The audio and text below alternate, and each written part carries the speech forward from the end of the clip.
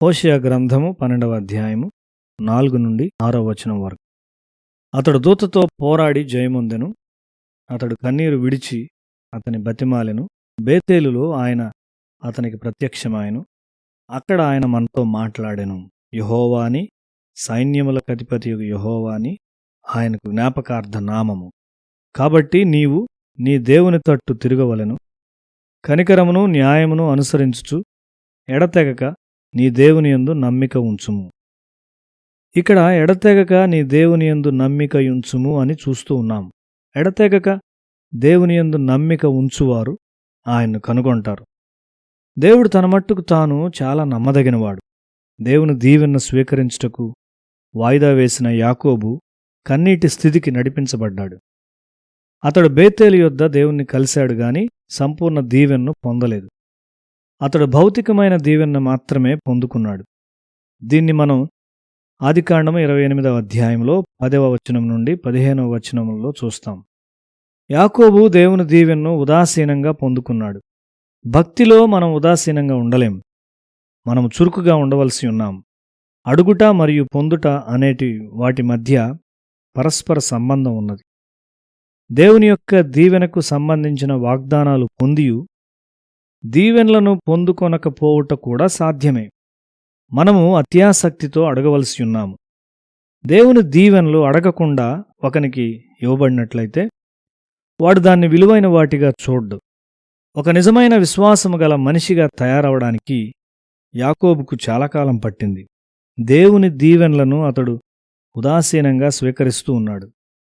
అయితే ఆదికాండం 32వ అధ్యాయంలో యాకోబు భయంకరమైన కష్టాలను ఎదుర్కొన్నాడు.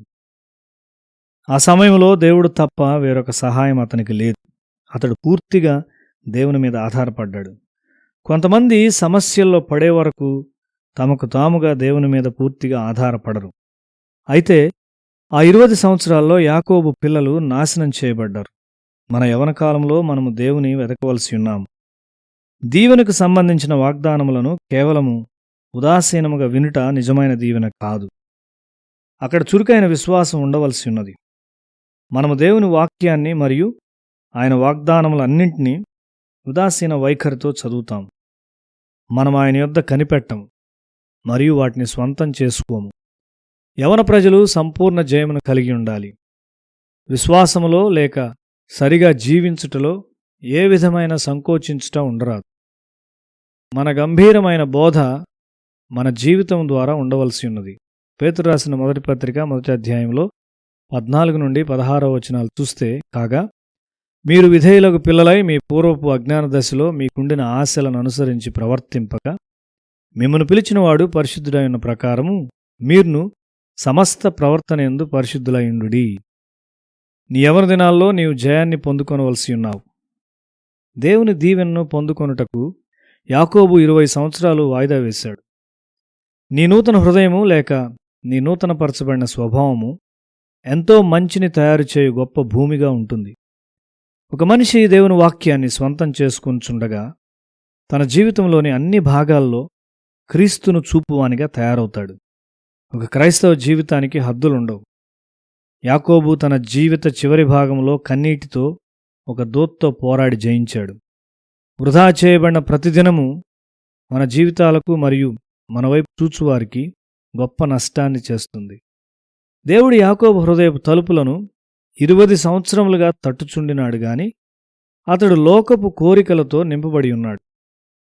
మన ఆలోచనలు తొలగించబడిన వెంటనే మనలో ఆయన కోరికలు ఎక్కువగా నాటబడతాయి. ఇదివరలో మనము శరీరేచ్ఛల్లో చేసిన విధముగా మన జీవితాన్ని గడుపుకొనకూడదు. మనము ఒక్క దినం కూడా ఆలస్యం చేయకూడదు. మనలను మనము లోకము నుండి ప్రత్యేకపరుచుకుందాము. క్రీస్తును పోలిన జీవితము చుట్టూ ఉన్నవారి మీద ప్రభావాన్ని కలిగి ఉంటుంది. ఎడతెగక దేవుని యొద్ద నమ్మకముగా ఉండుము. బైబిల్ పట్టుకొని ఎడతెగక దాన్ని చదువువారు ప్రభువు యొద్ద కనిపెట్టువారు.